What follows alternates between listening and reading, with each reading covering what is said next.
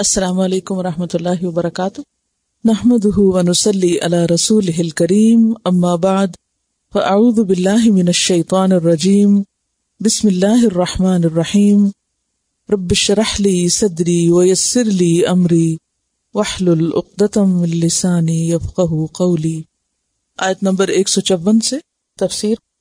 ولما اور جب، سکتا، سکتا سکوت سے ہے، اور سکوت کہتے ہیں خاموشی کو، ترک الکلام، سکون کے معنوں میں بھی۔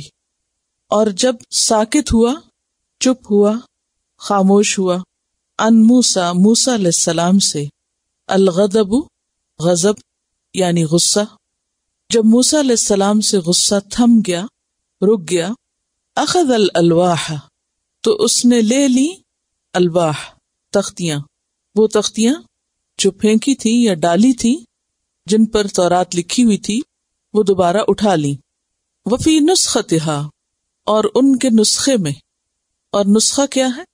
لکھی ہوئی چیز، نون سین خ، نسخ مطلب ہوتا ہے لکھنا، کتاب کے معنوں میں بھی آتا ہے، مضامین۔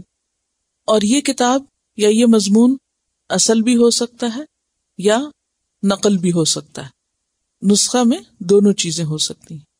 تو نسختہا سے مراد یا تو وہ اصل تختیاں جن میں لکھی ہوئی تھی کتاب وہ مراد ہیں، یا یہ بھی کہا جاتا ہے کہ وہ اصل الواح جو تھی وہ تو ٹوٹ گئی، تو پھر ان الواح سے ان کو کاپی کر لیا گیا، یعنی اس تحریر کو نقل کر لیا گیا۔ تو فی نسختہا یعنی اس کی تحریر میں، خواہ وہ اصلی تھی یا وہ نقل تھی، جو انسکرپشن تھی، ہدن ہدایت تھی، یعنی تورات میں کیا تھی؟ ہدایت، ورحمتن اور رحمت، لیکن کن کے لیے؟ للذین، ان لوگوں کے لیے، ہم وہ، لربہم اپنے رب کے لیے یا اپنے رب سے، یرہبون وہ ڈرتے ہیں۔ یرہبون کا لفظ رے ہے بے سے ہے، رہبہ ڈرنا، اور شدت خوف کے لیے بھی استعمال ہوتا ہے، یعنی بہت ڈرنا، جو اپنے رب سے بہت ڈرتے ہیں۔ پیچھے ہم پڑھ چکے ہیں کہ موسیٰ علیہ السلام جب واپس آئے کوہ طور سے اور انہوں نے اپنی قوم کو دیکھا کہ وہ بچڑے کی عبادت میں مشغول ہو گئی، تو اس پر وہ اپنے بھائی سے ناراض ہوئے اور بہت غصہ کیا، لیکن جب بھائی نے وضاحت کی معاملے کی تو فوراً اپنے لیے اور بھائی کے لیے اللہ تعالیٰ سے دعا مانگنے لگے اور ان کا غصہ چلا گیا۔ جیسا کہ کل بھی ہم نے پڑھا تھا کہ یہی بندہ مومن کی علامت ہوتی ہے۔ غصہ کئی قسم کا ہوتا ہے، کچھ لوگوں کا غصہ دیر سے آتا ہے، دیر سے جاتا ہے، کچھ لوگوں کو دیر سے غصہ آتا ہے لیکن جلدی چلا جاتا ہے، کچھ لوگوں کو جلدی آتا ہے مگر دیر سے جاتا ہے۔ تو ان میں سے بہتر شکل کون سی ہے؟ جو جلدی آیا اور جلدی چلا گیا۔ زیادہ آسان تو یہ کہ دیر سے آئے لیکن اگر جلدی بھی آ جائے لیکن جلدی چلا جائے تو اس میں زیادہ نقصان نہیں ہے، کیونکہ یہ تو ہو نہیں سکتا کہ غصہ آئے نہ، وہ تو آئے گا، لیکن آنے سے زیادہ خطرناک اور نقصان دہ چیز کیا ہے؟ کہ وہ ٹھہر جائے۔ تو یہاں پر موسیٰ علیہ السلام اگرچہ غضبناک ہوئے لیکن معاملے کی حقیقت جاننے کے بعد ان کا غصہ چلا گیا، اور غصہ جانے کے بعد آپ دیکھیے کہ جو ان کا مشن تھا یا جو بات ان کے ذہن میں تھی یا جو ان کا کام تھا اس میں انہوں نے دیر نہیں لگائی، فوراً پہلا کام کیا کیا؟ اخذ الالواح۔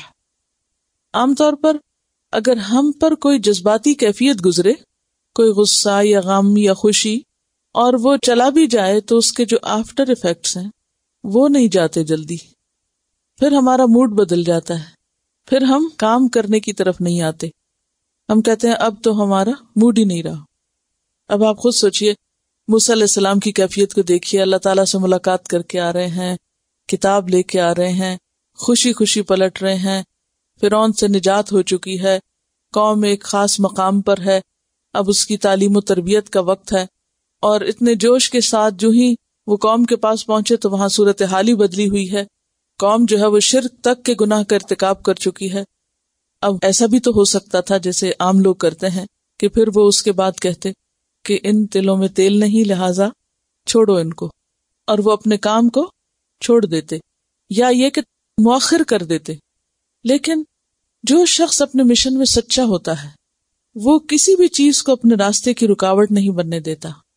انسان ہونے کے ناطے اس پر جذباتی کیفیات گزرتی رہتی ہیں، لیکن وہ اپنے جذبات کو اپنے کام کے راستے میں حائل نہیں ہونے دیتا.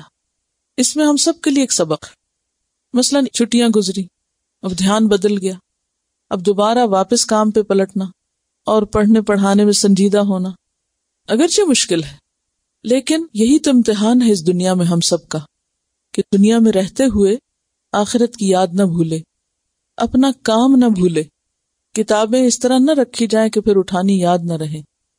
اخذ الالواح، تختیاں اٹھا لی، وفی نسختہا، اور اس کی تحریر میں، ان تختیوں میں یا اس کتاب میں ہدایت تھی اور رحمت تھی. لیکن یہ ہدایت اور رحمت کن لوگوں کو فائدہ دیتی ہے؟ جو اپنے رب سے ڈرتے ہیں. پیچھے ہم پڑھ چکے ہیں کہ تقوی والوں کو کتاب فائدہ دیتی ہے، ان کے لیے ہدایت ہے. یہاں ڈرنے والوں کے لیے تو ہدایت اور ڈر کا باہم کیا تعلق ہے؟ کیونکہ ایک جگہ تقوی اور ایک جگہ رہب، اور رہب جو ہے یہ تقوی سے زیادہ ڈر ہے، یعنی رہب میں شدید خوف پایا جاتا ہے. ڈر ہوگا تو ہی اس کتاب کی طرف رجوع کریں گے، ڈر ہوگا تو ہی اس کے کہے پر عمل کریں گے، اور ڈر ہوگا تو ہدایت پائیں گے، ہدایت پائیں گے تو رحمت آئے گی. اصل میں ڈر ایک ایسی چیز ہے، کسی بھی چیز کا ڈر، یعنی انسان کے اندر جتنے بھی محرکات ہیں یا انسان کے اندر جتنے بھی مختلف قسم کی نفسیاتی کیفیات ہیں، ان میں سب سے شدید ترین جو ہے وہ ڈر ہے، خوف ہے. مثلا انسان کے اندر مختلف طرح کے احساسات ہوتے ہیں، بھوک کا احساس، خوشی کا احساس، غم کا احساس، نفرت کا احساس، غصے کا احساس، یہ ساری کیفیات آتی ہیں انسان پر، کوئی جسمانی طور پر، کوئی روحانی طور پر. یہ تمام چیزیں محرکات میں سے ہیں، موٹیوز میں سے ہیں، یا انسان کے لیے کچھ نہ کچھ کرنے کا ذریعہ بنتی ہیں. مثلا جب آپ کو بھوک لگتی ہے تو آپ بیٹھے نہیں رہتے، کیا کرتے ہیں؟ اٹھ کے کھانا تلاش کرتے ہیں، کھانا کھاتے ہیں. آپ کو غصہ آتا ہے تو آپ بیٹھے نہیں رہتے، اٹھ کے کچھ کرتے ہیں. غم آتا ہے تو آپ کی کیفیات بدل جاتی ہیں، کچھ کرتے نہیں، جو کر رہے ہیں وہ بھی چھوڑ دیتے. خوشی ہوتی تو خوشی بھی آپ کو بیٹھنے نہیں دیتی، محبت ہوتی وہ بھی بیٹھنے نہیں دیتی، نفرت ہوتی وہ بیٹھنے نہیں دیتی. ان سب کیفیات کے بعد انسان کے عمل میں تبدیلی واقع ہو جاتی. لیکن ان سب سے زیادہ جو اسٹرانگ چیز ہے وہ خوف ہے. مثلا آپ دیکھیے کہ اگر آپ کو بھوک لگی ہے تو آپ کس طرح اٹھیں گے؟ ایسے ہی جیسے آپ کو ڈر لگے تو آپ اٹھیں کہیں سے، بھوک لگے تو آرام آرام سے اٹھیں گے. خوشی میں بھی آپ ایک دم اچھل جاتے ہیں اور آپ کی کیفیت بدلتی ہے. اسی طرح غصہ جب آئے کسی پہ، نفرت ہو کسی سے، تو ہمارے ان سب چیزوں کے بعد کچھ ری ایکشنز ہوتے ہیں. لیکن سب سے زیادہ شدید ری ایکشن ڈر کی وجہ سے ہوتا ہے. مثلاً اگر آپ کو بھوک لگی بھی ہے تو آپ اپنی جگہ سے اٹھنے میں ذرا ٹائم لگائیں گے، لیکن اگر کسی وقت یہ خیال ہے کچھ گرنے لگا اوپر سے تو کیسے اٹھیں گے؟ ایک لمحہ نہیں لگائیں گے، سب بھول جائیں گے. اس لیے آپ دیکھیے کہ اللہ کی محبت سے بھی انسان اطاعت کرتا ہے، انسان کو فکر ہوتی ہے، بہت سی اور چیزیں ہوتی، لیکن جب انسان کے دل میں اللہ کا حقیقی ڈر آتا ہے تو پھر انسان بیٹھ نہیں سکتا، پھر انسان سستی نہیں دکھا سکتا، پھر انسان اپنے حال پہ نہیں رہتا، پھر انسان سنی انسنی نہیں کرتا، پھر لازماً انسان کا رویہ بدلتا ہے، لازماً انسان کا عمل بدلتا ہے. اور جب بدلتا ہے تو پھر اللہ کی رحمت آتی ہے. ہدی ورحمۃ للذین ہم لربہم یرہبون. کتاب کے اندر تو سب کچھ ہے ہی، لیکن فائدہ سب کو نہیں ہوتا، اس کا فائدہ صرف ڈرنے والوں کو ہوتا ہے. کیونکہ ڈر اور خوف انسان کے دل اور دماغ کے ان حصوں کو بھی جا کے کھول دیتا ہے جو عام حالات میں سوئے پڑے ہوتے ہیں. وَاخْتَارَ مُوسَىٰ قَوْمَهُ 70 رَجُلًا لِمِيقَاتِنَا. وَاخْتَارَ، اور چن لیا، موسیٰ علیہ السلام نے 70 رجلاً 70 آدمیوں کو، لِمِيقَاتِنَا ہماری ملاقات کے لیے، مقرر وقت اور مقرر میعاد کے لیے. یہ کون لوگ تھے جن کو موسیٰ علیہ السلام نے چنا تھا اور کیوں چنا تھا؟ اس کی کئی وجوہات بتائی جاتی ہیں. ایک رائے تو یہ ہے کہ جب موسیٰ علیہ السلام نے اپنی قوم کے لوگوں کو آ کر تورات کے احکام سنائے تو انہوں نے کہا کہ ہم کیسے یقین کر لیں. یعنی پیچھے گزرا نا کہ اخذ الالواح، اب وہ الواح اٹھائیں اور لوگوں کو بتانا شروع کیا کہ اللہ تعالیٰ ان سے کیا چاہتے ہیں. جب بتانا شروع کیا تو قوم نے کیا کہا، ہم کیسے مانیں کہ واقعی تم یہ سب کچھ اللہ کی طرف سے لے کر آئے ہو، اور یہ اللہ کا پیغام ہے اور اللہ کا کلام ہے اور اللہ ہی کی طرف سے نازل کیا ہوا ہے. اچھا ہمیں بھی ساتھ لے چلو جہاں سے تم یہ لائے ہو. اب ساری قوم کو تو نہیں لے جایا جا سکتا تھا، تو اس پر کیا کیا گیا، 70 لوگ ان 12 قبائل میں سے منتخب کیے گئے، چن لیے گئے، اور موسیٰ علیہ السلام انہیں لے کر کوہ طور پہ گئے. وہاں موسیٰ علیہ السلام اللہ تعالیٰ سے ہم کلام ہوئے، یا اللہ تعالیٰ نے موسیٰ علیہ السلام سے بات کی. اس بات کو ان لوگوں نے بھی سنا، یعنی اس کلام کو سنا، لیکن اس کے باوجود نہ مانے.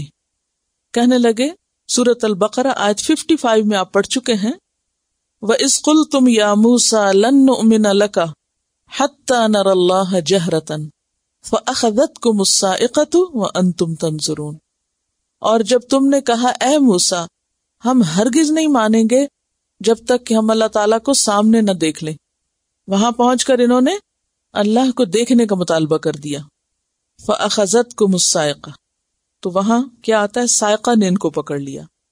اور یہاں پر کیا آتا ہے، فَلَمَّا أَخَذَتْهُمُ الرَّجْفَةُ، پھر جب پکڑ لیا ان کو زلزلے نے. تو دونوں روایات تھوڑی فرق ہیں. تو آپ دیکھیے کہ یہ بھی ہو سکتا ہے کہ زلزلہ بھی ہو اور صاعقہ بھی ہو، یعنی کڑک بھی ہو، گرج بھی ہو اور اس کے ساتھ زلزلہ بھی ہو. تو آگے پھر ہم دیکھتے ہیں کہ کیا ہوا. لیکن ایک اور وجہ بھی بتائی جاتی ہے ان لوگوں کے کوہ طور پہ جانے کی، یعنی 70 لوگوں کے جانے کی. اور وہ کیا ہے کہ یہ وہ 70 لوگ تھے جو اپنی قوم کی طرف سے توبہ کرنے کے لیے موسیٰ علیہ السلام کے ساتھ کوہ طور پر گئے تھے، اور انہوں نے معذرت کی تھی، اپنے قصور کا اعتراف کیا. یعنی بچڑے کی عبادت کے جرم کے لیے توبہ کرنے کو گئے تھے. اور کہا جاتا ہے یہ وہ لوگ تھے جنہوں نے بچڑے کی عبادت نہیں کی تھی لیکن لوگوں کو اس سے روکا نہیں تھا. تو چونکہ یہ بھی قصوروار تھے، کیا قصور تھا ان کا، برائی کو نہیں روکا، برائی کو دیکھتے رہے اور منع نہیں کیا. تو اب یہ کیا کرنے گئے، پھر وہاں توبہ کرنے گئے، اپنی طرف سے بھی اور اپنی قوم کی طرف سے بھی. اور بعض روایات میں یہ آتا ہے کہ اس کی کوئی خاص وجہ نہیں تھی، بس ویسے ہی یہ اللہ کو یاد کرنے کے لیے اور اللہ کا ذکر کرنے کے لیے اور دعائیں کرنے کے لیے وہاں پر گئے تھے. اور جب یہ وہاں پہنچے تو انہوں نے کیا دعا کی کہ یا اللہ ہمیں وہ کچھ دے جو اس سے پہلے تو نے کسی کو نہیں دیا اور نہ آئندہ کسی کو دے. تو یہ دعا اللہ تعالیٰ کو پسند نہیں آئی اور اس پر پھر ان کی پکڑ ہو گئی. بہرحال اب ہوا یہ کہ یہ 70 لوگ جب کوہ طور پر گئے تو وہاں انہیں زلزلے نے پکڑ لیا. قالا، کہا، کس نے، موسیٰ علیہ السلام نے، ربی، اے میرے رب، لو شئت، اگر تو چاہتا، اہلکتہم، ہلاک کر دیتا تو ان کو، من قبل، اس سے پہلے، یعنی فرعون کے ہاتھوں مارے جاتے یہ یا سمندر میں ہی ڈوب جاتے. آپ چاہتے تو اس سے پہلے ہی ان کی پکڑ کر لیتے. وَإِيَّایَ، اور مجھ کو بھی، أَتُهْلِكُنَا، کیا تو ہلاک کرے گا ہم کو، یا تو ہلاک کرنا چاہتا ہے ہمیں، بما، بوجہ اس کے جو، فعل السفہاء منا، کیا بے وقوفوں نے ہم میں سے، یعنی بعض بے وقوف لوگ جو ہمارے ساتھ تھے ان میں سے جو مطالبہ انہوں نے کیا اس کی وجہ سے تو انہیں سب کو مار دیا. تو اس سے یہ پتہ چلتا ہے کہ انہوں نے کوئی مطالبہ کیا تھا یا کوئی ایسا کام کیا تھا جس پر ان کی پکڑ ہوئی تھی. سمجھ آئی؟ کیا کہا تھا موسیٰ علیہ السلام نے، اتہلکنا، کیا تو ہمیں ہلاک کرتا ہے یا تو نے ہمیں ہلاک کر دیا، کیوں، بما، بوجہ اس کے جو، فعلا کیا، السفہاء منا، ہم میں سے بے وقوفوں نے. تو ہم میں سے کون ہیں یہ؟ جو 70 لوگ وہاں پر موجود تھے ان میں سے بعض نے کوئی ایسا کام کیا تھا کہ جس کام کی وجہ سے سب کی پکڑ ہو گئی تھی. وہ کیا کام تھا؟ ایک تو ان کی وہ دعا تھی جو ایک روایت میں آتی ہے کہ انہوں نے کہا یا رب ہمیں وہ دے جو نہ پہلے کسی کو ملا اور نہ آئندہ ملے. اس دعا کو پسند نہ کیا گیا اور اس بنا پر ان کی پکڑ ہو گئی. اور دوسری وجہ کہ انہوں نے وہاں جا کر کس چیز کا مطالبہ کر دیا؟ اللہ کو دیکھنے کا.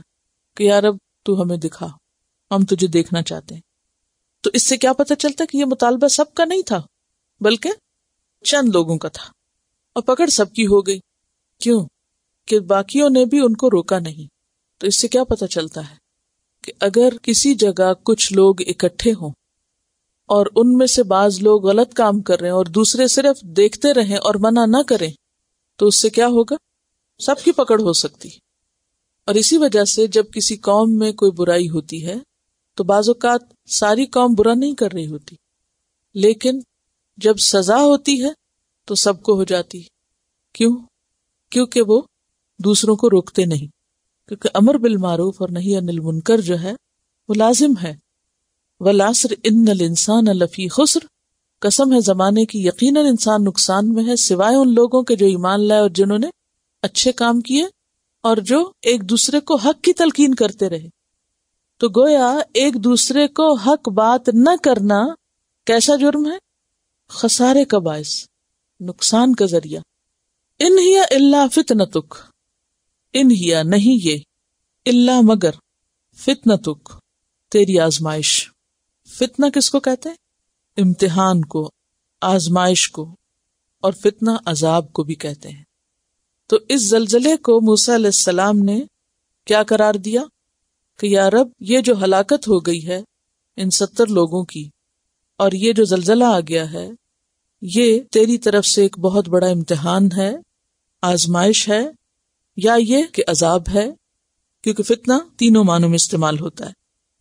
تو دل بہا من تشاؤ، تو دل تو بھٹکا دیتا ہے، بہا ساتھ اس کے، من تشاؤ جس کو تو چاہتا ہے، وتہدی اور تو ہدایت دیتا ہے، من تشاؤ جس کو تو چاہتا ہے.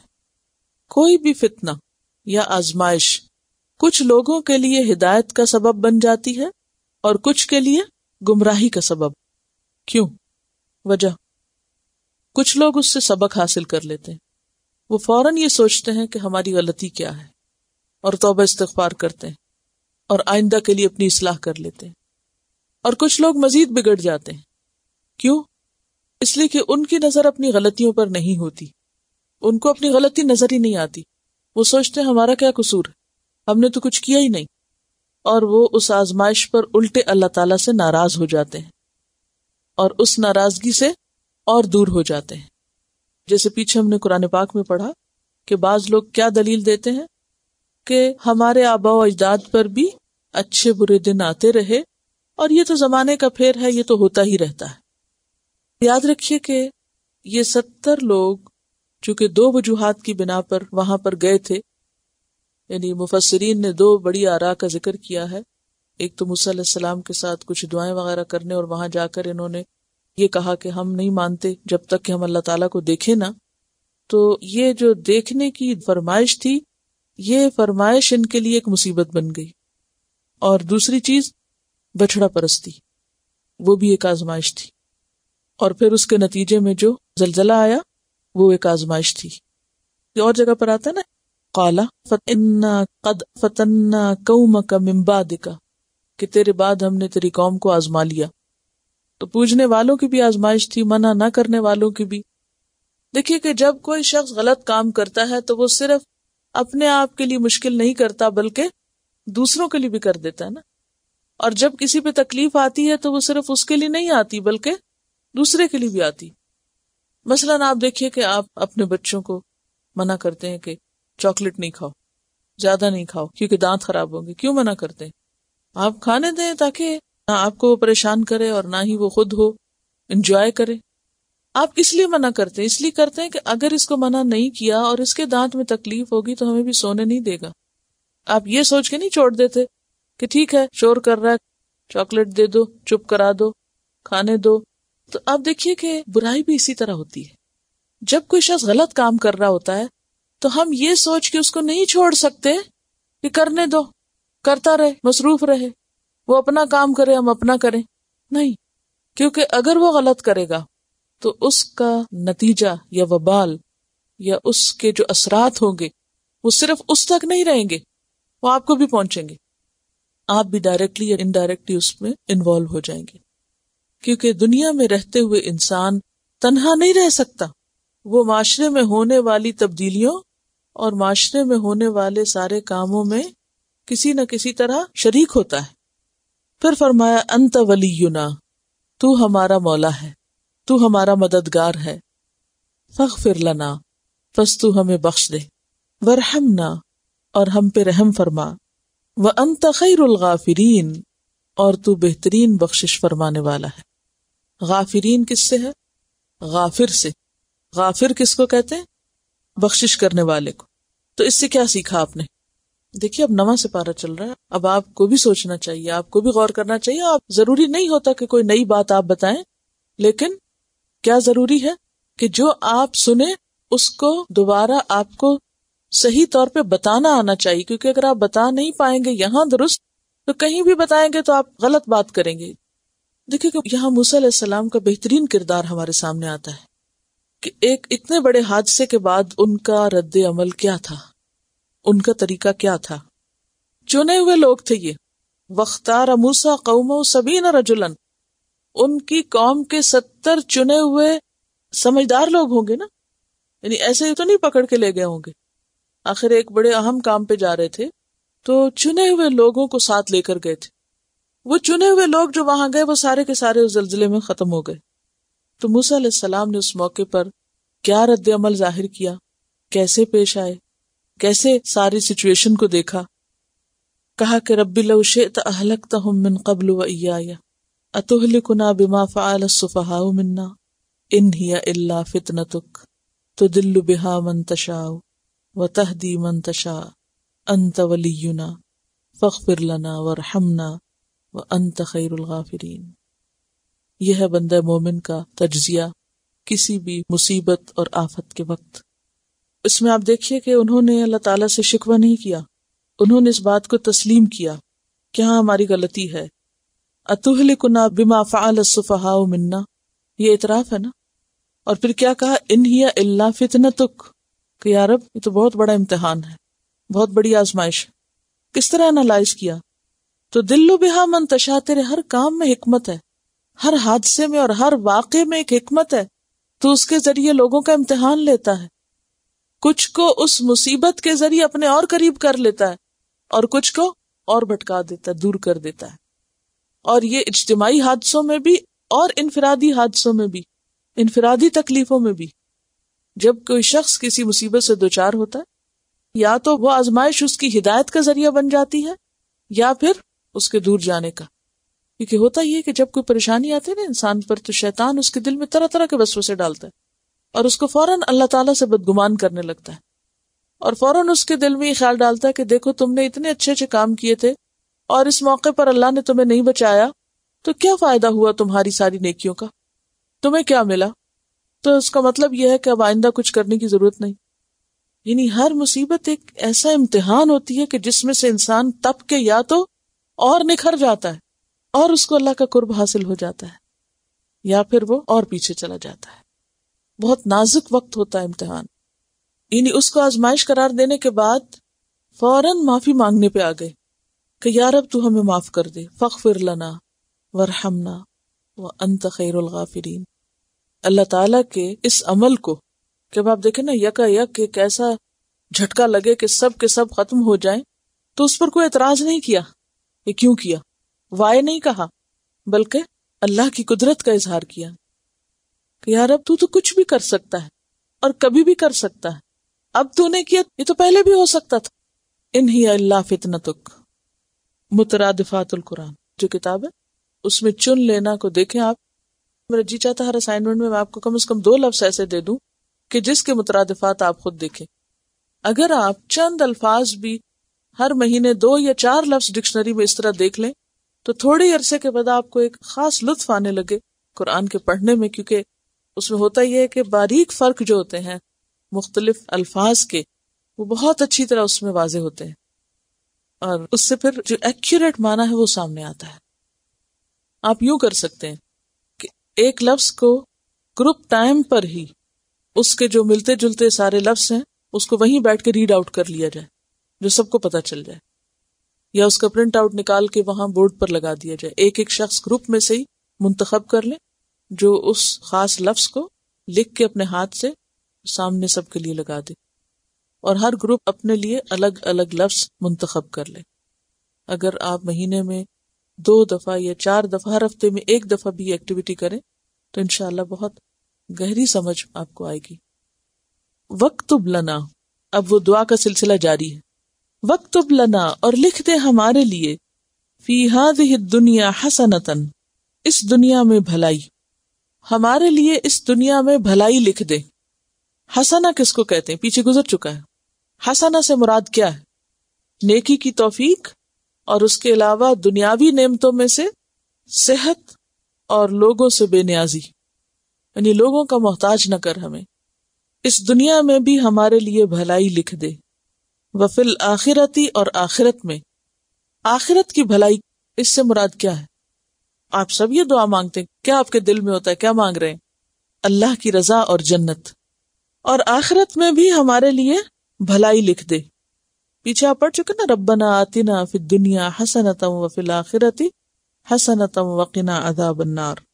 انا ہدنا الیک، انا بے شک ہم نے، ہدنا رجوع کیا ہم نے، پلٹ گئے ہم، الیک تیری طرف.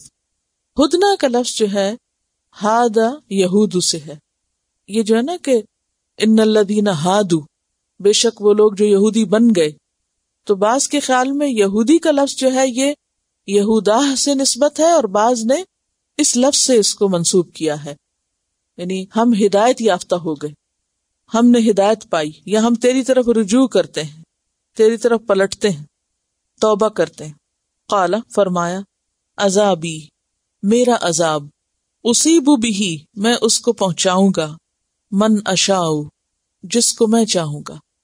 موسیٰ علیہ السلام نے تو دعا سب کے لیے مانگی تھی، جمع کے صیغے میں مانگی تھی، لیکن اللہ تعالیٰ نے اس کا جواب کیا دیا کہ میرا عذاب میں اس کو پہنچاؤں گا جسے میں چاہوں گا.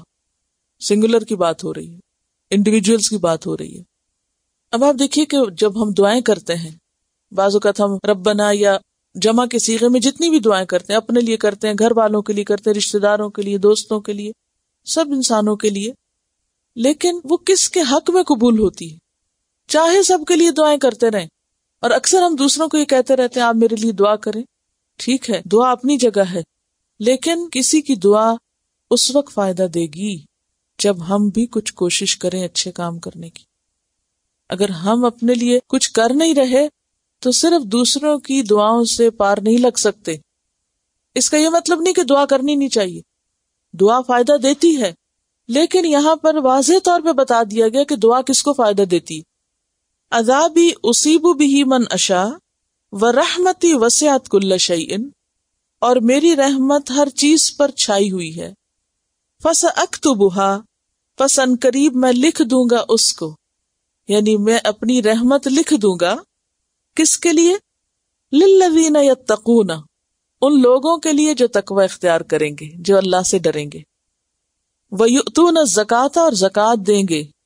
وَالَّذِينَ هُمْ بِآيَاتِنَا يُؤْمِنُونَ، اور وہ لوگ جو ہماری آیات پر ایمان لائیں گے. تو اس سے کیا پتہ چلتا ہے کہ اللہ کی رحمت تو عام ہے، بہت ہے، وسیع ہے. جیسے کہ سورۃ الانعام میں آپ نے پڑھا آیت 54، کتب ربکم علی نفسہ الرحمہ. سورۃ غافر آیت 7 میں آتا ہے ربنا وسعت کل شیء رحمتا وعلما. سورۃ الکہف آیت 58 میں آتا ہے وربک الغفور ذو الرحمہ لو یؤاخذہم بما کسبوا لعجل لہم العذاب. اور اسی طرح الرحمن اللہ کی بہترین صفات میں سے جس کے نام پہ سورت بھی ہے، سورۃ الرحمن. قرآن پاک کے آغاز میں اور ہر سورت کے آغاز میں سوائے سورۃ التوبہ کے بسم اللہ الرحمن الرحیم کی آیت آتی ہے، جس سے پتہ چلتا ہے کہ اللہ تعالیٰ کی جو چنی ہوئی صفات ہیں، یہ بہترین صفات ہیں، ان میں سے الرحمن اور الرحیم ہے. رحمت ہے، بہت ہے، ہر چیز پہ چھائی ہوئی ہے. صحیح مسلم کی روایت میں آتا ہے اللہ کی رحمت کے 100 حصے ہیں، یہ اس کی رحمت کا ایک حصہ ہے کہ جس سے مخلوق ایک دوسرے پہ رحم کرتی ہے. یعنی یہ بھی دراصل اللہ ہی کی رحمت ہے. اور وحشی جانور اپنے بچوں پہ شفقت کرتے ہیں، یعنی ان کو کھا نہیں جاتے، اور اس نے اپنی رحمت کے 99 حصے اپنے پاس رکھے ہوئے ہیں، ایک حصہ دنیا میں اتارا ہوا ہے. تو رحمت تو موجود ہے، لیکن رحمت ہے کس کے لیے؟ اس کے لیے شرط لگا دی گئی کہ جو اللہ سے ڈرتے ہوں. یہ ڈر لوگوں کے لیے نہیں ہے کہ جن کو خدا کا کچھ خوف نہ ہو، جن کے دل میں اس کی کوئی یاد نہ ہو، احساس ہی نہ ہو، غافل ہوں. تقوی اور غفلت دو مختلف چیزیں. تقوی رکھنے والا انسان کانشیس ہوتا ہے، حساس ہوتا ہے، محتاط ہوتا ہے، جاگتا ہوتا ہے، اور غافل انسان بے پرواہ اور بے فکر ہوتا ہے. تو اللہ کی رحمت پانے کے لیے سب سے پہلی شرط اور صفت انسان کے اندر کیا ہونی چاہیے؟ تقوی. اور دوسری صفت وَيُؤْتُونَ الزَّكَاةَ، وہ زکوٰۃ دیتے ہیں. نماز کا ذکر نہیں آیا، زکوٰۃ کی بات کیوں آئی؟ یعنی اللہ کی رحمت اس کو ملے گی جو دوسروں کو اس کا حق دینے والا ہوگا. یہ دینے والوں کو ملے گی. رحمت لینا چاہتے ہو تو کیا کرو؟ دینے والے بنو. کیونکہ زکوٰۃ کی ادائیگی عام طور پر لوگوں پہ بڑی بھاری ہوتی ہے. مختلف ہیلے بہانوں سے وہ بچنے کی کوشش کرتے ہیں. تو ہم سب اپنا اپنا جائزہ لیں کہ کہیں ہماری زکوٰۃ میں سے کچھ رہتا تو نہیں پچھلے سالوں میں سے یا موجودہ سالوں میں سے. کیونکہ زکوٰۃ کا دینا کس چیز کا سبب ہے؟ اللہ کی رحمت حاصل کرنے کا سبب ہے. ایسے لوگوں پہ اللہ کی رحمتیں ہوتی ہیں. اور زکوٰۃ کا روکنا جو ہے اللہ کو ناراض کرنے والی چیز ہے. کہتے ہیں کہ جو قوم زکوٰۃ روکتی ہے اللہ تعالیٰ اس سے بارش روک دیتا ہے، اور اگر پرند چرند نہ ہو تو پانی کا ایک قطرہ نہ برسے. بارش بھی کیا ہے؟ دراصل اللہ کی رحمت ہے. تو زکوٰۃ خوشی سے دینی چاہیے اور کبھی بھی اس کو اپنے اوپر بوجھ نہیں سمجھنا چاہیے. وَيُؤْتُونَ الزَّكَاةَ، اور وہ زکوٰۃ دیتے ہیں.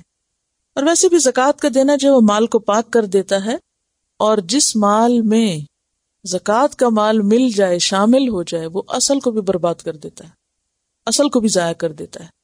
وَالَّذِينَ، اور وہ لوگ، ہم وہ، بِآیاتنا یؤمنون، ہماری آیات پر ایمان رکھتے ہیں.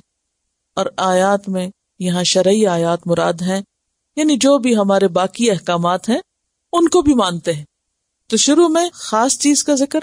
پہلی چیز جو ہے وہ انسان کے اندر کی کیفیت تقوی، دوسری چیز مال سے متعلق کیونکہ وَإِنَّهُ لِحُبِّ الْخَيْرِ لَشَدِيدٌ، اور تیسری چیز عمومی بات ہے، یعنی ساری باتوں کو وہ قبول کرتے ہیں. تو اس آیت سے کیا سیکھا آپ نے؟ اس میں آپ دیکھیے کہ جب بھی میں آپ سے پوچھتی ہوں نا کہ آیت کا مطلب کیا ہے یا آیت سے آپ کیا سیکھتے ہیں، تو آیت کے ایک حصے پر ہی توجہ نہ رکھا کریں، آن دا ہول ذرا سا اس کو دیکھا کریں کہ پوری آیت میں کیا بات ہے. کہ موسیٰ علیہ السلام اللہ کے پیغمبر ہیں اور اللہ کے بڑے پیارے پیغمبر ہیں. کسی بھی عام انسان کے مقابلے میں پیغمبر کی دعا زیادہ سنی جاتی ہے یا نہیں؟ کیونکہ پیغمبر معصوم ہوتے ہیں، گناہوں سے پاک ہوتے ہیں، اللہ کی خاص رحمتیں ہوتی ہیں ان پر. وہ دعا مانگ رہے ہیں، اور کس موقع پہ مانگ رہے ہیں؟ کہ ظاہر ہے جب زلزلہ آیا ہوگا اور وہ لوگ ختم ہوئے ہوں گے، کیا کیفیت ہوگی؟ ایک خوف بھی ہوگا اور ایک فکر کی اور ایک پوری توجہ کی. یعنی عام حالات میں بھی انسان دعا مانگتا ہے، لیکن اگر کوئی مردہ سامنے پڑا ہوا تو پھر کیسی دعائیں نکلتی ہیں؟ بہت دل سے نکلتی ہیں نا. یہ جب کوئی آفت آتی ہے، کوئی پریشانی ہوتی ہے تو انسان اور زیادہ خشوع سے دعا مانگتا ہے. انہوں نے دعا مانگی اور بہت اچھی طرح دعا مانگی اور پھر سب کی طرف سے مانگی، لیکن اللہ تعالیٰ نے فیصلہ کیا سنایا؟ قال عذابی، عذاب سے شروع کیا. عذابی اصیب بہ من اشاء ورحمتی وسعت کل شیء فسأکتبها للذین یتقون ویؤتون الزکاۃ والذین هم بآیاتنا یؤمنون. رحمت چاہتے ہو، یہ شرائط پوری کر دو. الذین یتبعون الرسول النبی الامی، الذین وہ لوگ، کون لوگ جن پہ میری رحمت ہوگی، یعنی اللہ کی رحمت. وہ کون ہے؟ یتبعون، جو پیروی کرتے ہیں، اتباع کرتے ہیں. کس کا؟ الرسول، رسول کا. النبی، یا نبی کا. رسول کا لفظ رسالت سے اور نبی کا لفظ نبوت سے یا نبع سے. نبوت کہتے ہیں بلند چیز کو، نبوہ بلند، اونچی، یا نبع بڑی خبر. اور نبی کا اصطلاحی معنی کیا ہوتا ہے؟ اللہ تعالی کی طرف سے جس پر وحی ہو اور اللہ اس کو اپنے کام کے لیے لوگوں تک پیغام پہنچانے کے لیے چن لے.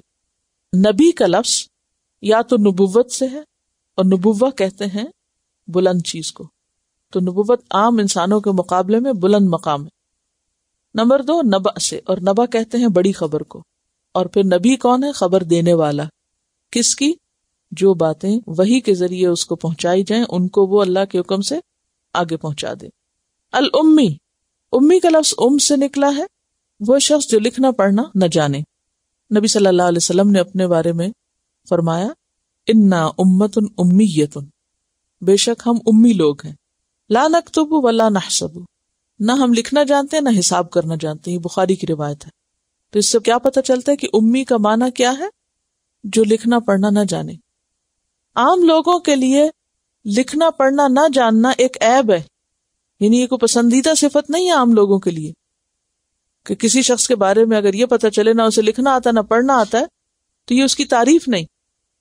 لیکن کیا بات ہے کہ یہاں نبی صلی اللہ علیہ وسلم کے لیے الامی کا لفظ بطور تعریف آ رہا ہے، کیونکہ آپ لکھنا پڑھنا نہ جاننے کے باوجود سب کی ہدایت کا ذریعہ تھے۔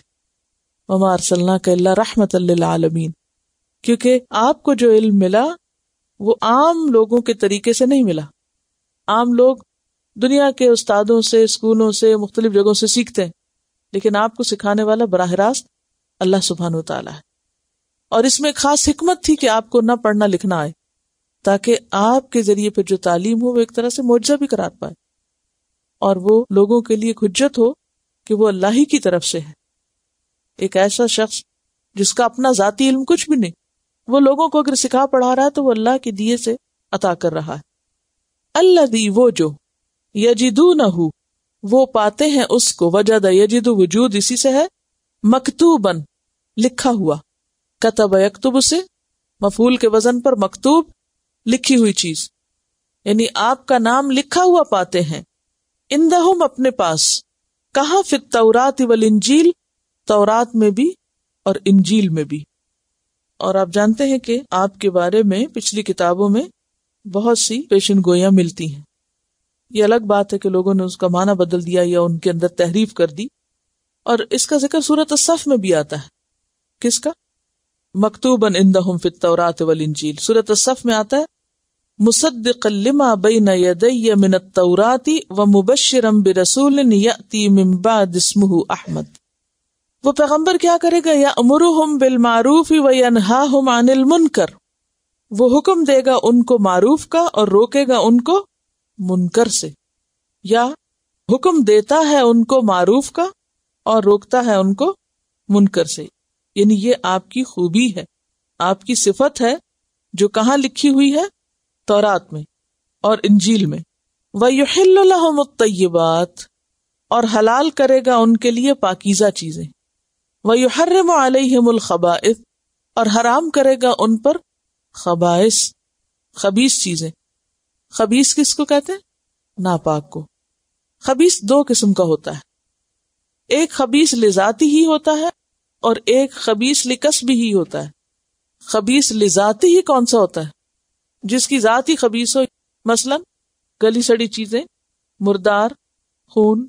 اور لکسب ہی کیا ہے؟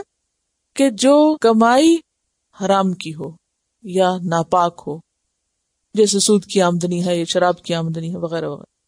تو آپ نے آ کر طیبات کو حلال کیا اور خبائث کو حرام کر دیا۔ قرآن پاک میں آتا ہے نا کلوا من طیبات ما رزقناکم، سورۃ البقرہ کی آیت 57 میں، پھر 172 میں، پھر اور سورتوں میں بھی۔ اور کیا کرتا ہے؟ وَيَدَعُ، وَدَعَ يَدَعُ کا مطلب ہوتا ہے رکھ دینا، اتار دینا۔ وَيَدَعُ عَنْهُمْ، اور رکھ دیتا ہے ان سے، یعنی اتار دیتا ہے ان سے کیا چیز؟ اسرہم، ان کا بوجھ، بھاری بوجھ۔ مراد ہے یہاں سخت احکامات جو پچھلی امتوں کو دیے گئے تھے، وہ آ کر نبی صلی اللہ علیہ وسلم نے منسوخ کر دیے اللہ کے حکم سے۔ وہ کون سے بھاری بوجھ تھے؟ اگر کپڑے پر پیشاب کی چھینٹیں پڑ جائیں تو دھو کے پاک نہیں ہو سکتا، اس کو کاٹنا ہی پڑے گا۔ کپڑے کے ناپاک حصے کو یا ناپاکی لگ جانے سے کپڑے کو کاٹ دیا جاتا تھا۔ اسی طرح مال غنیمت ان کے لیے حلال نہیں تھا، اسے جلا دیا جاتا تھا، استعمال نہیں کرنے دیا جاتا تھا۔ اسی طرح حائضہ عورت کا شوہر کے ساتھ رہنا یا گھر میں رہنا اور کھانا پینا اور میل ملاپ جو تھا وہ درست نہیں مانا جاتا تھا. اسی طرح قصاص میں جان کے بدلے جان ہی تھی، دیت یا معافی نہیں تھی.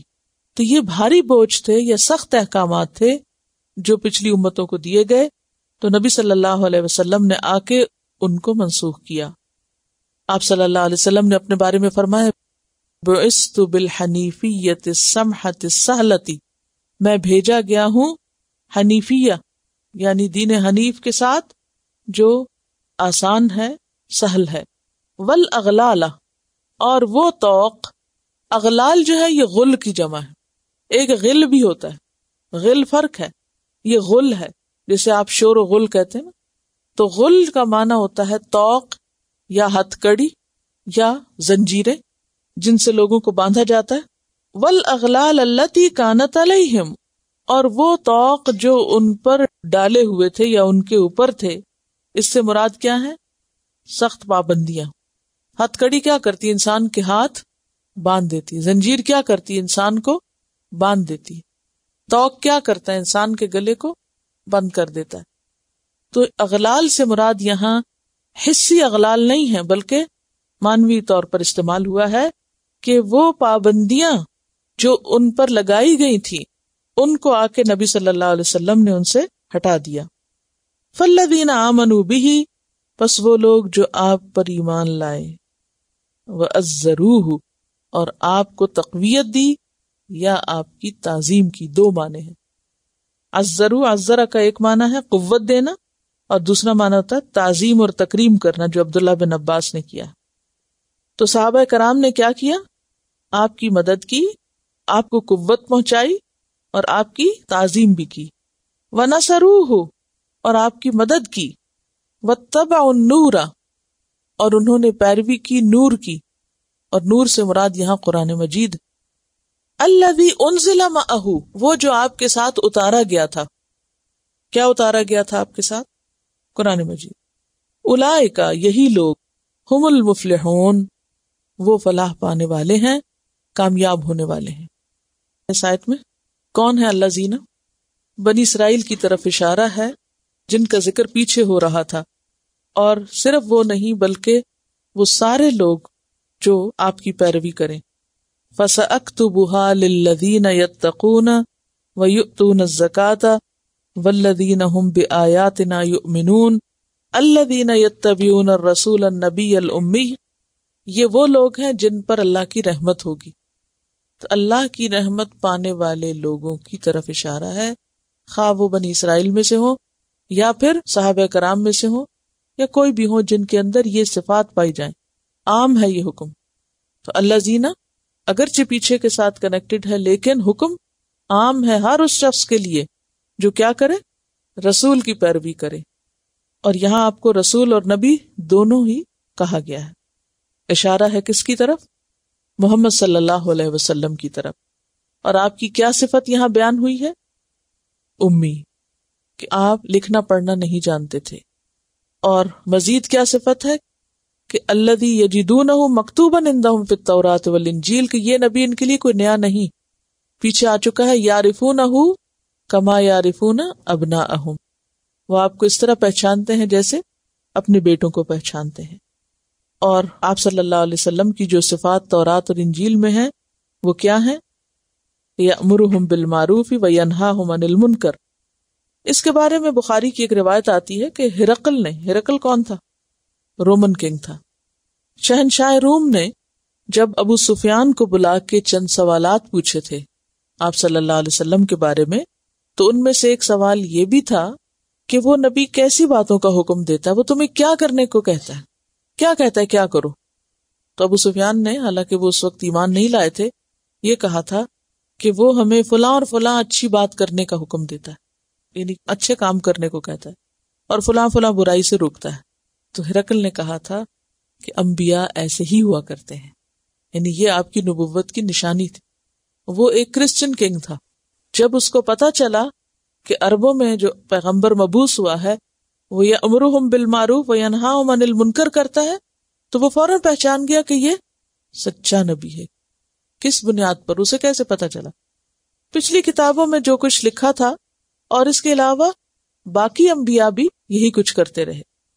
بعض روایات میں آپ صلی اللہ علیہ وسلم کی جو صفات پتہ چلتی ہیں کہ وہ کن کن خوبیوں کے مالک ہوں گے، ان میں خاص طور پر آپ کا سخت مزاج نہ ہونا، یہ خوبی آپ کی پتہ چلتی ہے کہ محمد صلی اللہ علیہ وسلم اللہ کے منتخب بندے اور رسول ہیں، نہ سخت مزاج ہیں، نہ بےہودہ گو، نہ بازاروں میں شور کرنے والے۔ بخاری میں بھی ایک حدیث آتی ہے جس میں آپ کی یہ صفات پتہ چلتی کہ تورات میں آپ کے بارے میں یہ سب کچھ بتایا گیا ہے، اور اس میں آپ دیکھیے خاص طور پر بےہودہ گوئی نہیں اور بازاروں میں شور کرنے والے نہیں، بدی کا بدلہ بدی سے نہیں دیتے بلکہ معاف فرما دیتے ہیں، درگزر کرتے ہیں۔ آپ کی ولادت مکہ میں اور ہجرت طیبہ میں ہوگی، آپ کی امت حمادین ہوگی، یعنی اللہ کا شکر ادا کرنے والی۔ وہ نبی ہر بلندی پہ چڑھتے وقت تکبیر کہے گا، آفتاب کے سایوں پہ نظر رکھیں گے، یعنی نمازوں کے اوقات معلوم کرنے کے لیے۔ بہرحال اس کے علاوہ بھی کچھ اور خوبیاں بتائی گئی ہیں، لیکن یہاں جن خوبیوں کا ذکر کیا گیا وہ سر فہرست امر بالمعروف اور نہی عن المنکر، طیبات کو حلال کرنا اور خبائث کو حرام کرنا، اور سخت احکامات کو ابالش کرنا اور سخت پابندیوں کو دور کرنا ہے۔ ایک اہم بات جو ہمیں یہاں پتہ چل رہی ہے وہ ہے صحابہ کرام کی، اور نہ صرف یہ کہ صحابہ کرام کی بلکہ الذین پھر عام ہے، الذین آمنوا بہ، کہ جو آپ پر ایمان لائے ان کا آپ کے ساتھ معاملہ کیسا تھا، کیا تھا؟ عزروہ ونصروہ، اتباع کے ساتھ ساتھ عزروہ ونصروہ، صحابہ نے نبی صلی اللہ علیہ وسلم کے ساتھ کس طرح عزروہ اور نصروہ کا معاملہ کیا، اور جب وہ چاہتے تھے ان کو کسی بھی مہم پہ لے جانا تو آپ کی کوئی اسٹینڈنگ آرمی نہیں تھی، اصحاب صفہ ہی آپ کے ساتھ چلتے تھے۔ میرا سوال یہ ہے کہ عزروہ کی عملی تصویر یا عملی مثال کیا ہوگی کہ صحابہ کرام نے آپ کو قوت بھی دی اور آپ کی تعظیم بھی کی، کیونکہ عزروہ کے دو معنی ہیں۔ اس میں آپ دیکھیے کہ حضرت ابوبکر صدیق رضی اللہ تعالی عنہ کی مثال ہمیں تاریخ میں ملتی ہے کہ جب وہ آپ کی مجلس میں ہوتے اور بات کرتے تو بات کرنے کا انداز اتنا دھیما ہوتا تھا، اتنا ادب والا ہوتا تھا کہ گویا کوئی راز کی بات آپ سے کہہ رہے ہوں۔ راز کی بات کیسے کی جاتی؟ اس میں انسان بہت لاؤڈ نہیں ہوتا، یعنی لاؤڈ نہیں ہوتے تھے۔ جب آپ صلی اللہ علیہ وسلم ان سے کوئی سوال پوچھتے تو کیا جواب دیتے؟ اللہ اور اس کا رسول ہی بہتر جانتا ہے، اور اس موقع پر بھی یہ کہتے جب ان کو جواب آتا بھی ہوتا تھا۔ سورۃ حجرات میں صحابہ کرام کو خاص طور پر یہ کہا گیا کہ تم اپنی آوازوں کو رسول کے سامنے پست رکھو، اور جس طرح تم ایک دوسرے کو پکارتے ہو اس طرح رسول کو مت پکارو۔ پھر اسی طرح حضرت عمر فاروق رضی اللہ تعالیٰ عنہ کا بھی یہی حال ہے۔ حضرت انس کہتے ہیں، یہ ترمذی کی روایت ہے، کہ جب آپ صلی اللہ علیہ وسلم مجلس میں تشریف لاتے تو لوگ ادب سے نظر جھکا کے بیٹھے ہوتے تھے، یعنی پوری توجہ کے ساتھ آپ سے سیکھنے اور اخذ کرنے کے لیے ہمتن گوش بیٹھے ہوتے تھے، اپنی باتیں کرنا بھول جاتے تھے، یعنی مجلس کے اندر ایک وقار اور ایک سکون کی کیفیت ہوتی تھی۔ عزرو کا معنی ہے آپ کی تعظیم کیسے کرتے تھے، ان کے آگے نہیں بڑھتے تھے۔ عروہ بن مسعود کے بارے میں جانتے ہیں آپ، جس کو کفار نے جاسوس بنا کے بھیجا تھا کہ یہ لوگ کرتے کیا ہیں، اندر کے حال معلوم کرنے کے لیے، اور اس نے واپس جا کے کیا کہا تھا مکہ؟ وہ کہتے ہیں کہ اس نے صحابہ کرام کو پروانہ وار آپ پہ گرتا ہوا دیکھا، یعنی فدا ہوتے ہوئے دیکھا، اور یہ کہا کہ میں کیسر و کسرا کے درباروں میں بھی گیا ہوں، میں نے بادشاہوں کی محفلیں دیکھی ہیں، نجاشی سے بھی ملا ہوں، مگر جو حال میں نے اصحاب محمد کا دیکھا ہے وہ کہیں نہیں دیکھا۔ میرا خیال یہ ہے کہ تم لوگ ان کے مقابلے میں ہرگز کامیاب نہ ہوگے، یعنی ان کا آپس کا تعلق اور ان کا اپنے نبی کے ساتھ تعلق اتنا بہترین ہے کہ تم ایسے لوگوں کو ناکام نہیں کر سکتے، ان کے مقابلے میں غالب نہیں آ سکتے۔ حضرت مغیرہ بن شعبہ کی روایت ہے کہ جب آپ گھر میں تشریف فرما ہوتے تو صحابہ باہر سے آواز دے کے آپ کو نہیں بلاتے تھے، اس کو وہ بے ادبی سمجھتے تھے، یعنی چیخ چلا کے آپ کو پیچھے سے پکارتے نہیں تھے، گھر کے اندر سے بھی آواز نہیں دیتے تھے۔ دروازے پر دستک صرف ناخن سے دیتے تھے، یعنی دروازہ صرف ناخن سے نوک کرتے تھے تاکہ زیادہ کھڑکا اور شور نہ ہو۔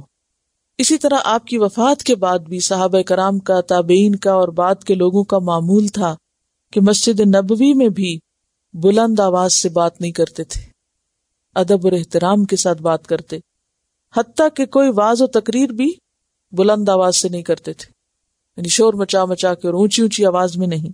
اور اکثر صحابہ کا حال یہ تھا کہ جب مسجد نبوی میں ہوتے اور آپ کا نام آتا تو رونے لگ جاتے تھے۔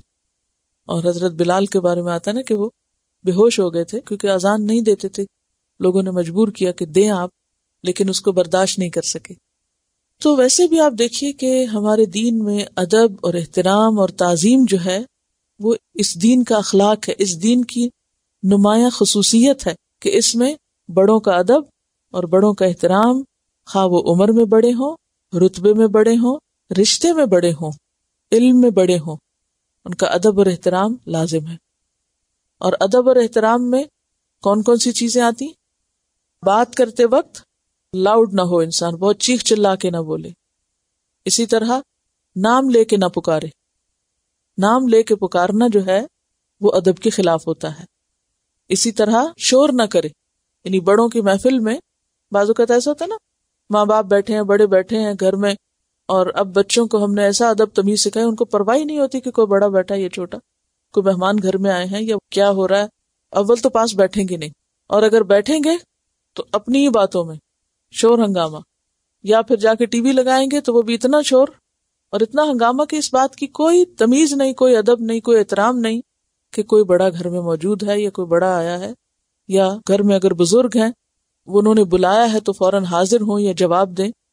اور ہم اس سب کو کیا سمجھتے کہ نہیں، آج کے بچے بہت سمارٹ ہو گئے ہیں، بہت ان میں کانفیڈنس ہے اور وہ بہت ہی آؤٹ سپوکن ہے، اور یہ چونکہ اس دور کا یا اس ماحول کا اثر ہے، اور ماں باپ الٹا خوش ہو رہے ہوتے ہیں اس ساری بدتمیزی پر۔ افسوس تو یہ، ہمیں چاہیے تھا کہ ہم ان کو اسلامک ویلیوز سکھاتے اور دینی تہذیب سکھاتے، ہم غیروں کی تہذیب سے متاثر ہو گئے اور اس کو اتنا اپریشیٹ کرنے لگے کہ ان کی یہ ساری باتیں سر پہ چڑھا لیں۔ اور یہی وجہ ہے کہ آج ماں باپ بچوں سے ڈرنے لگے، کیونکہ ہم نے دین چھوڑا نا، تو اللہ کی تائید ہم سے دور ہو گئی۔ تو جو کچھ ہمارے دین نے ہمیں سکھایا ہے اس میں بہت خیر ہے، وہ کسی بھی طرح حقیر یا کمتر نہیں ہے۔ اب آپ کا جب نام لیا جائے تو اس کے ساتھ دروشی پڑھا جائے، جب قرآن پاک کی محفل ہوتی ہے، چونکہ قرآن میں لکھا ہوا ہے کہ قرآن پڑھا جائے تو خاموش ہو جاؤ اور اس سے توجہ سے سنو، بالکل اسی طرح صحابہ کرام اور اس کے بعد کے لوگ جو تھے، جب حدیث کی محفل ہوتی تھی تو اس میں اور زیادہ محتاط ہوتے تھے۔ امام مالک کے بارے میں آتا ہے کہ وہ مجلس حدیث میں تھے، کئی بار ان کو بچھو نے ڈنگ مارا لیکن انہوں نے اف تک نہیں کی، مجلس برخاست نہیں کی، شور ہنگامہ نہیں کیا، بلکہ جب تک بات مکمل نہیں کی اپنی جگہ سے نہیں اٹھے، اور کئی دفعہ وہ ڈنگ چکا تھا آپ کو، صرف آپ کی مجلس کے احترام میں۔ اور اس کے بعد پوری ایک تاریخ ہے کہ کس طرح بعد میں جو لوگ سکھاتے تھے وہ بھی آپ صلی اللہ علیہ وسلم کا نام لیتے ہوئے کس طرح ادب اور احترام سے کام لیتے تھے، اور ان مجلسوں میں کتنا ادب اور احترام ہوتا تھا۔ آج آپ دیکھیں علم کی مجلس کی کوئی قدر اور اہمیت ہی نہیں رہی، جس کا جی چاہے اٹھ جائے، جس کا جو جی چاہے کرے، بیچ میں فون سن لے، بیچ میں ادھر ادھر دیکھ لے، کچھ بھی کر لے۔ تو یہ اصل میں کسی انسان کا احترام اس وقت نہیں ہوتا، بلکہ ان باتوں کا اور اس علم کا اور اس کلام کا احترام ہوتا ہے، کیونکہ ظاہر ہے کہ اب اللہ کے رسول صلی اللہ علیہ وسلم ہم میں موجود نہیں ہیں، تو ہمارے پاس وہ جو کچھ چھوڑ کے گئے ہیں اس کا احترام لازم ہے۔ جب کسی کو کوئی حدیث سنائی جائے تو وہ فوراً جھٹ سے یہ نہ کہہ دے کہ اچھا مجھے تو سمجھ ہی نہیں آتی، مجھے تو اس میں کوئی سینس نظر نہیں آتی، مجھے تو کوئی لاجک نظر نہیں آتی، یہ آج کے دور میں چل ہی نہیں سکتی۔ یہ سب بے احترامی اور بے ادبی کی باتیں۔ اور اگر کوئی چیز سمجھ نہ بھی آئے تو صحابہ کرام کیا کرتے تھے؟ یہ کبھی کہتے سنا آپ نے کسی کو کہ کسی صحابی نے آپ کے سامنے یا کسی بھی طرح باہر محفل سے نکل کے یہ کہا ہو کہ ہمیں تو آپ کی باتوں میں کوئی سینس نظر نہیں آتی؟ یہ صرف منافق ایسی باتیں کرتے تھے، سچے مومن کبھی بھی نہیں کرتے تھے۔ کبھی کسی نے یہ کہا نبی صلی اللہ علیہ وسلم کی بات سن کے کہ آپ کیا باتیں کرتے ہیں، ہمیں تو بہت مشکل لگتی ہیں یا ہم کر ہی نہیں سکتے، کبھی کسی نے نہیں کہا، بلکہ ہمیشہ جب آپ کچھ بتاتے تو کتنا بھی مشکل ہوتا تو کیا کہتے تھے صحابہ کرام؟ آمنا و صدقنا، لبیک کہتے تھے، کہ جو آپ نے کہہ دیا وہ ہم نے مان لیا، یہی ایمان ہے۔ اور آج ہم میں یہ اخلاق ختم ہو گیا، اسی لیے ہم پر دینی اور اخلاقی زوال آ چکا ہے۔ قرآن پاک کی ایک آیت بہت سخت ہے کہ وہ لوگ جو رسول کی مخالفت کریں کیا وہ اس بات سے ڈرتے نہیں کہ اللہ تعالیٰ ان کو کسی فتنے میں مبتلا کر دے۔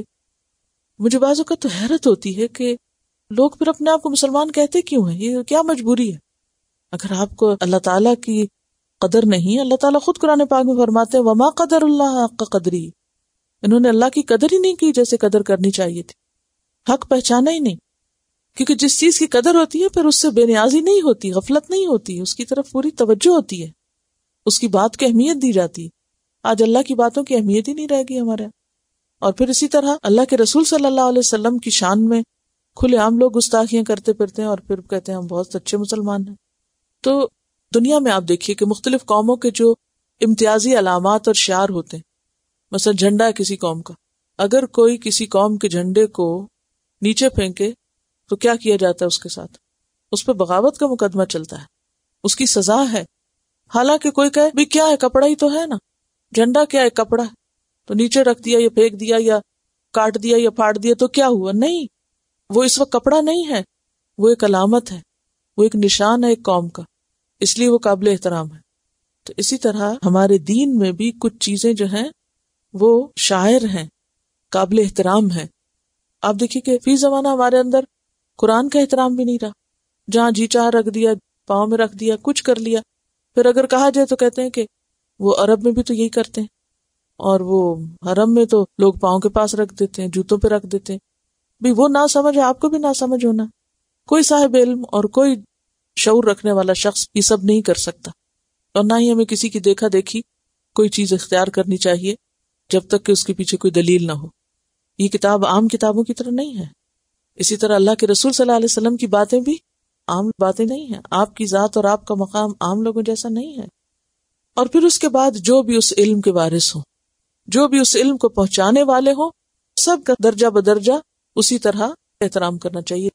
سوال یہ پیدا ہوتا ہے کہ خصوصی طور پر اس چیز کو رحمت کا سبب کیوں بتایا گیا؟ کیونکہ یہ پیچھے رحمت کی بات سے یہ سب چل رہا ہے کہ ان لوگوں پر اللہ کی رحمت ہوئی جو آپ پر ایمان لائے اور آپ کی انہوں نے مدد کی، آپ کی تعظیم کی اور آپ کو قوت دی، اور اس نور کی پیروی کی جو آپ کے ساتھ اتارا گیا، یعنی قرآن مجید کی پیروی کی، وہ سب اللہ کی رحمت کے مستحق قرار پائے، یا اللہ نے ایسے لوگوں کے لیے اپنی رحمت کی۔ تو اس کی کیا وجہ ہے؟ اس کو رحمت کے ساتھ کیوں منسلک کیا گیا ہے، یا تعظیم اور مدد اور ادب اور یہ ساری چیزیں کیوں امپورٹنٹ ہیں؟ وجہ کیا ہے؟ یہ چیزیں انسان کو عمل پر ابھارتی اور عمل آسان کرتی، اسی لیے نبی صلی اللہ علیہ وسلم کی محبت ایمان کا حصہ رکھی گئی، کیونکہ محبت بھی ایک ایسا موٹیویشنل فیکٹر ہوتا ہے کہ جس سے محبت ہو اس کی بات فوراً انسان مانتا ہے، مشکل بھی ہو تو انسان خوشی سے مانتا ہے۔ تو جس کا ادب یا احترام ہو تو عموماً کیا ہوتا ہے، ویسے اگر آپ کا دل نہیں بھی کرتا کسی کی بات ماننے کو، ماں باپ کی بہت سی باتیں ایسی ہوتی ہیں کہ جو ہمیں بعض اوقات نہیں اچھی لگتی، بہت مشکل لگتی، لیکن ہم کیوں مان لیتے ہیں؟ یا محبت ہوتی ہے، یا ادب ہوتا ہے، یا احترام ہوتا ہے۔